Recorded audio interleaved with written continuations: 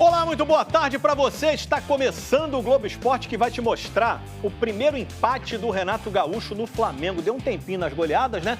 Ficou no 1-1 com o Ceará. Começo falando de Fluminense, que tem uma parada dura hoje, vai pegar o líder Atlético Mineiro e vai ser a reestreia do Marcão no comando do Fluminense depois da demissão do Roger Machado, né? O Flamengo empatou com o Ceará fora de casa. O Renato nem ficou triste, não. Achou o resultado justo. 42 dias de clube, 12 jogos e ainda tinha um gostinho de primeira vez. Primeiro empate do Flamengo do Renato Gaúcho. O Flamengo jogou até melhor que o Ceará, criou mais, teve mais situações de gols.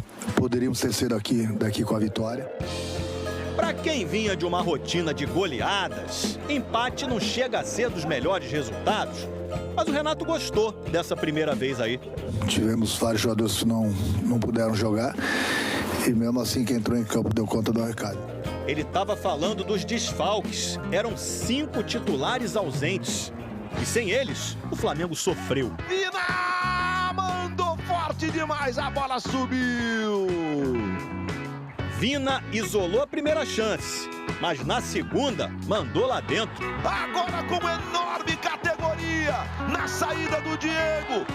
Time desfalcado, perdendo, fora de casa. O cenário não parecia muito animador, né? Mas o Flamengo começou a reagir ainda no primeiro tempo. E empatou no início do segundo. Vitinho recebeu o pé direito. Gol! Quinto gol do Vitinho sob o comando do Renato. E o Vitinho quase virou o jogo.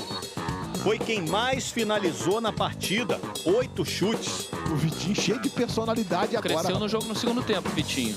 A chance mais clara foi do Michael, cara a cara com o goleiro. Palma, Richard! Que bolaça do Gabigol! O Gabigol tá jogando tão fora da área hoje, não caberia o Pedro. Essa era a pergunta que a torcida fazia. Time precisando vencer e o Pedro lá no banco. Tem jogos e jogos para que os dois possam jogar juntos, porque com os dois, nenhum dos dois tem característica de voltar e a equipe fica muito exposta. O Renato estava preocupado porque o Ceará também teve chances de vencer, como nessa bola que o Léo Pereira tirou em cima da linha.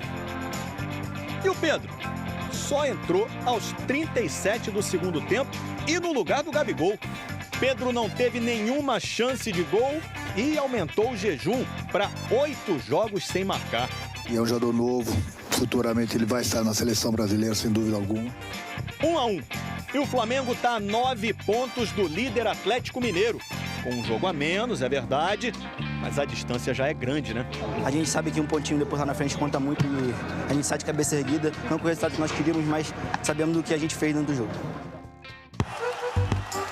Não é prioridade isso. Pelo menos está sendo honesto nesse ponto, sincero nesse ponto. Mas é uma potencialidade que eu não jogaria fora, não. Eu tentaria explorar isso como uma possibilidade. E se tem um jogo que era o de ontem, se não de saída, pelo menos por mais tempo. Porque vai, de certa forma, por mais que ele seja honesto, que ele esteja jogando limpo, e teve uma coletiva que ele falou o seguinte, Prats, ele falou que conversou com o Pedro, e falou pro Pedro, Pedro, legal, você é bom e tal, etc e tal, potencial danado e tudo, mas infelizmente na sua posição tem o Gabigol. Quando ele fala infelizmente na sua posição tem o Gabigol, ele tá dizendo, Pedrão, segura a sua emoção aí, né? Infelizmente pra você, Pedro, e assim, pra mim é felizmente, né, William? Infelizmente pra você, Pedro, segura um pouquinho a emoção.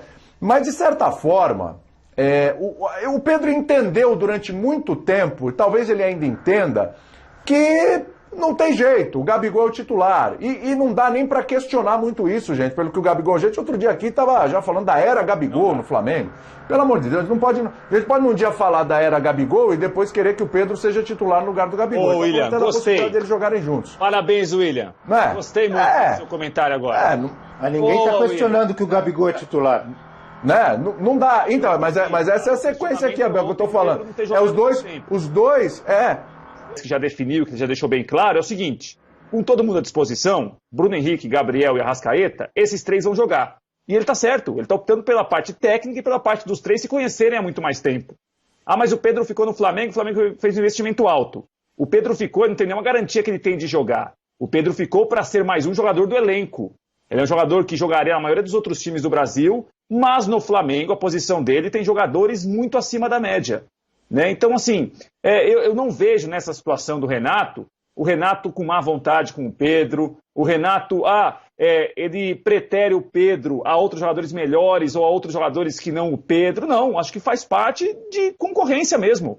Jogadores que ou estão muito bem, ou que são melhores que o Pedro, ou que já se conhecem há mais tempo que o Pedro com esse grupo.